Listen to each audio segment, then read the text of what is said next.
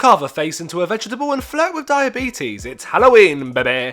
Don't be afraid. We all know the classics, the Friday the 13th, the Silent of the Lambs, the skin-wearing chainsaw bloke. But if horror isn't really your thing, or if you just want to dive into something different this year, here's a list of alternative Halloween films that, while still giving you some good old-fashioned spooks, shouldn't give you a sleepless night. Hopefully. Starting with... That's the way to do it! Judy and Punch is a darkly funny, absurd and disturbing fairy tale full of silliness and brutally bonkers storytelling. Taking the famous puppet show, the film offers a backstory of these iconic characters, telling the tale of how this violently slapstick story became a staple of the seaside holiday. The film follows Judy and Punch, a married couple who are trying to bring their marionette show back into the public eye. However, as Punch falls deeper into alcoholism and the town's mob becomes ever more violent, Judy must fight to get revenge on those who have wronged her. Honestly, that's kind of all I want to say about the plot of this one. Any more will spoil it. I remember going into this pretty blind and just adoring it. It's weird, it's gothic, it looks beautiful, the colours just pop off the screen, definitely in the puppet scenes. And it's incredibly funny in a very macabre way. It takes the slapstick humour of the famous puppet show and morphs it into a tale of revenge and murder, and I think that's fun. Stop stoning women! All that nonsense. I also think it's a great exploration into male rage and mob mentality, and is very much a film born out of the Me Too movement. Because beneath all the silliness and the absurdity, there's a very real, very violent atmosphere that pulsates throughout the entire runtime. The performances are all great, especially from the two leads, the script is incredibly well crafted, and the ending is fantastic. It's simple yet effective and feels incredibly earned. The whole film feels like a fairy tale from the Brothers Grimm or Hans Christian Andersen, and it uses that fantastical darkness we all loved as kids to tell us a grown-up adult version of those classic tales. And the comedy, and I think this is really important and something that a lot of films fail at, never feels like it's undercutting the tension that is being created. Not only is it genuinely funny, but every joke, may it be visual or dialogue, fits within the world of the story. I highly recommend this film. Go watch it. Just bloody go and watch it. I've written a letter to Daddy. I'm going to be honest with you, I adore this film and I have forced many people to watch it, and now it's your turn. Whatever Happened to Baby Jane tells the story of Jane and Blanche Hudson, two sisters who grew up in the world of show business.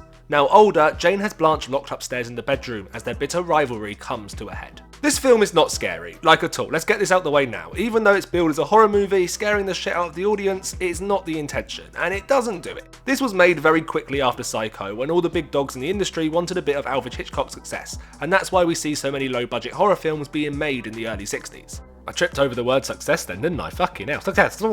Baby Jane is camp, full-on campness with a creepy musical number to go alongside it. The script is razor sharp, its imagery is striking, the scene where Jane sees herself in the mirror is a wonderfully executed moment, maybe one of my favourite scenes of all time. But it's the performances that really make this one. Bette Davis as Baby Jane Hudson may be one of the greatest casting decisions ever made. And she was brave to take this role. Back in the 60s, an actress's looks were even more important than they are today, and getting older was basically a death sentence of your career. So for Bette Davis to accept this part, a part where it's a character who's an aging actor who refuses to accept her age while also being dolled up in the most ridiculous over-the-top makeup, is something a lot of actors would not have taken back then.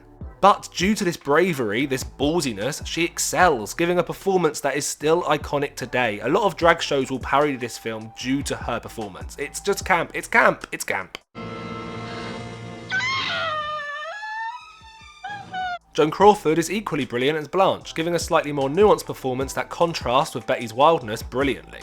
And of course, the very real rivalry between the two leads gives this film its own unique atmosphere. The bitterness, the anger that these two characters feel towards each other feels so real at times because it was. Davis and Crawford hated each other. They were pitted against one another by the men in their industry, and that fractured relationship seeps off the screen.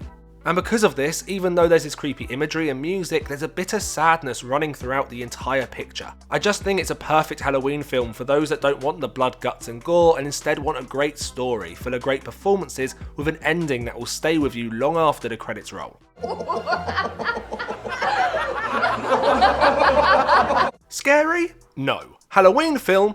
Absolutely not. Fucking weird and trippy? 100%. There's no ghouls or ghosts in this one, instead man is the enemy, and a dangerous one at that. I think a lot of people will think this is a weird film to be on the list, however there's something about it that just gives me those autumnal creepy vibes. The plot follows a young doctor, played by Tom Hiddleston, who moves into a modern apartment block in London. Soon a class struggle turns into an all-out war as murder, mayhem and misogyny take over the residents' lives. I should say before we go any further that this film will not be for everyone. It's weird. It's bloody weird. My mum called this film an enlarged arsehole, which may be my favourite review of anything ever. However, I love it. I think its over-the-top style is part of the charm, and every time I watch it, I'm transported into this weird and horrific world.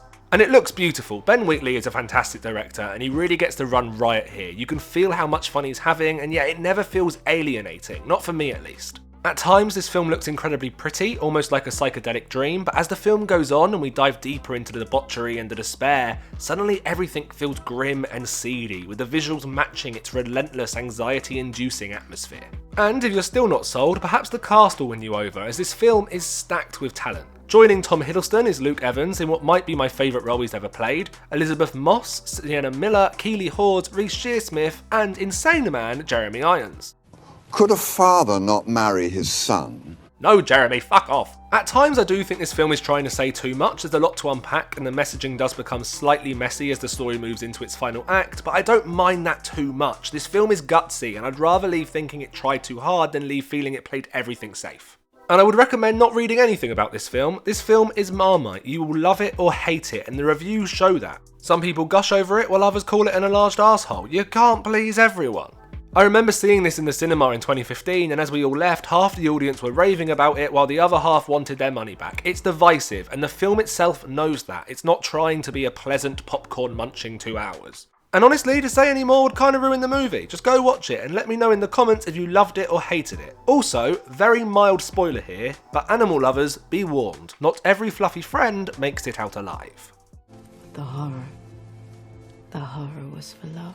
If you're a friend of the channel, you know If you're a friend of the channel, you'll know. People keep telling me to cut the laughter out. No. You know. If you're a friend of the channel, you know. I love this movie, and I think the criticisms it gets aren't only unfair, but should be fucking illegal. Crimson Peak is a gothic romance dripping in tension, beauty, and death. Although advertised as a horror movie through and through, the film instead uses those familiar tropes to tell a theatrical love story that is closer to the works of Jane Austen than John Carpenter. Directed by the incredibly talented Del Toro and starring yet again Tom Hiddleston, Mia Wasikowska, I bet I've butchered that, and new actress to the list, Jessica Chastain, Crimson Peak tells the story of Edith, an American writer who falls head over heels in love with the dark and mysterious Thomas Sharp. Ghosts are a blessing and man is a curse in this wickedly beautiful film. And beautiful really is the right word. The colours in this just pop off the screen. The attention to detail in every frame is something that every film lover should behold. The costumes are worth watching for alone, the music is stunning, it's regularly on my writing playlist. I also adore the design of the ghosts, they're so imaginative and unique and fit that gothic atmosphere that is being created so well. And although I would argue this isn't a straight out horror film, it's not without its grisly scares. There's some bloody moments scattered throughout, and if you're easily squeamish, you may have to watch from behind the sofa a few times. But it's Halloween, that's part of the fun. Also, Jessica Chastain is brilliant in this. It is such an over the top camp performance that wouldn't be out of place in a Hammer horror. It is a monstrous love. I just love when a performer takes a role that's so different to anything else they've ever done and fully immerses themselves into the genre. She's honestly insane in it. She's chewing the scenery and spitting it back out every time she's on screen, and I adore it. It's all a game to you. I also think this is one of Tom Hiddleston's best. He's not doing anything particularly special in it, but he balances the darkness with a charming softness that forces the audience to question whether they sympathise with him or not. Charlie Hunnam is also in this, and he stars as Man. I'm sure this character has a name, but it's a thankless role. No one's watching this film for Charlie Hunnam. Let's be honest. No, fuck off, Charlie Hunnam. But yeah, I love this movie. If this Halloween you're in the mood for a gothic drama with a few good scares and some great over-the-top performances, then I highly recommend Crimson Peak. Also, if you watched it at the time of release and were left disappointed, I recommend giving it another go. The marketing of this film really dropped the ball, and maybe going in knowing what to expect may allow you to enjoy this film more. Do you ever feel like your life has turned into something you never intended? Stories within a story have almost become a cliche, with so many films and tons of plays using this narrative device. And yet, Tom Ford not only masters the technique, but uses it to tell a bitter and violent story of rage, love and revenge that will stay with you long after watching. There are two main storylines running throughout, the first being the real world, where Susan, a sad and disillusioned gallery owner, played perfectly by Amy Adams, receives a manuscript from her ex-husband and starts questioning the life decisions that has led her to where she is today. The second is the manuscript itself, a violent tale of murder and revenge that is dramatised on screen for us. The issue most double-stranded narratives fall into is that usually one is always more interesting than the other, yet Nocturnal Animals doesn't just make you care for both stories equally, but actually immerses you in both as well. Now, although this isn't a Halloween film, it is incredibly dark, and in my opinion, probably the scariest film on this list due to its never-ending sense of dread that it creates. Full of real-life horror and toxic bitterness, Nocturnal Animals refuses to pull any punches, and I find myself holding my breath during every rewatch. Honestly, it is scary. I don't know why I'm being weird about this. It's scary. Not guts and gore, but psychologically. It shouldn't really be on the list. I just wanted to talk about it. I just want to chat about it. And this story of violence and regret is contrasted with Tom Ford's stylish and slick imagery. Not a single frame is wasted, with even the set dressing playing a part in the tale. The sofa, the car, the people we see in the real world pop up again and again during the dramatised manuscript, and it's left up to the audience about what that really means. The performances are all stellar. Jake Gyllenhaal is at his best, Michael Shannon is reliably brilliant, and Isla Fisher gives her best Amy Adams impression, helping to blend the real and fictional world together. However, the best performance comes from Aaron Taylor-Johnson. My god, he is fantastic in this film. He is so frightening, so unsettling. He captures the unpredictable nature and menace of gang leader Ray so perfectly that it may be one of my favourite villainous performances ever put to screen.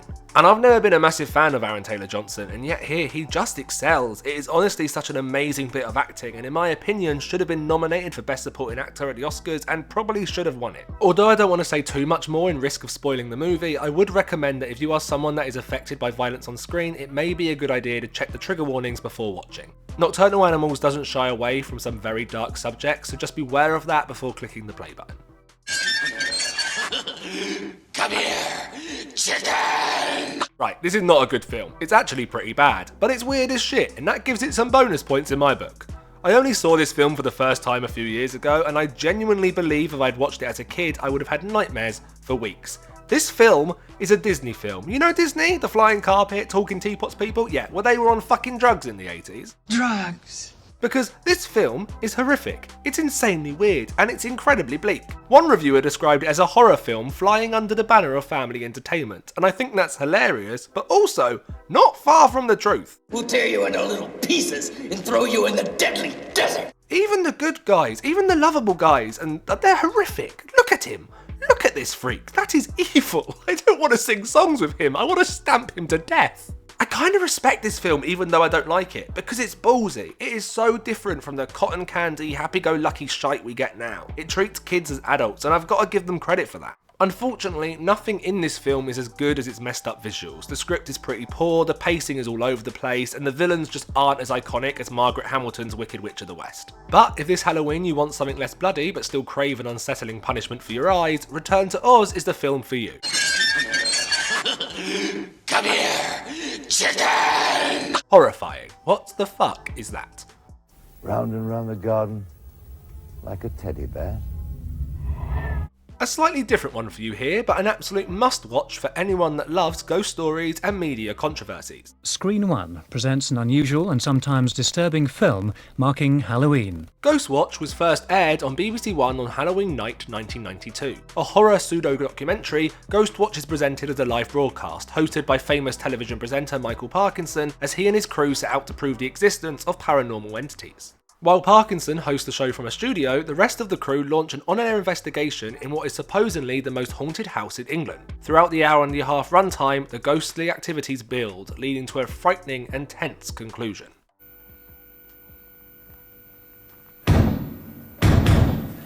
Ghostwatch is kinda an iconic moment in British television.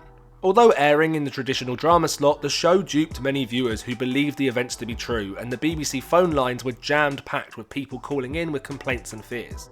Although now it might look a bit dated, back in the early 90s this show was way ahead of its time and traumatised a whole generation of kids who were allowed to watch it. Using real, well-respected presenters rather than actors, presenting it as a live show even though it was filmed weeks in advance, and allowing viewers to actually call in all helped create the pretense of it being an actual documentary. The BBC were nervous before broadcast and very nearly pulled it from their schedules. However, instead they decided to air it under their drama banner and demanded the writer's name be in the opening credits. But none of this was enough to reassure viewers, and over the next few days after broadcast, the BBC were flooded with complaints, with many British tabloids criticising the organisation for airing such disturbing scenes. The show was even held responsible for the death of an 18-year-old who took his own life just 5 days after the show aired. The BBC eventually released a statement apologising to anyone who was affected by the show, and to this day, Ghostwatch has not been repeated on any UK channels. I think what's so interesting about Ghostwatch is that it's very much a product of its time.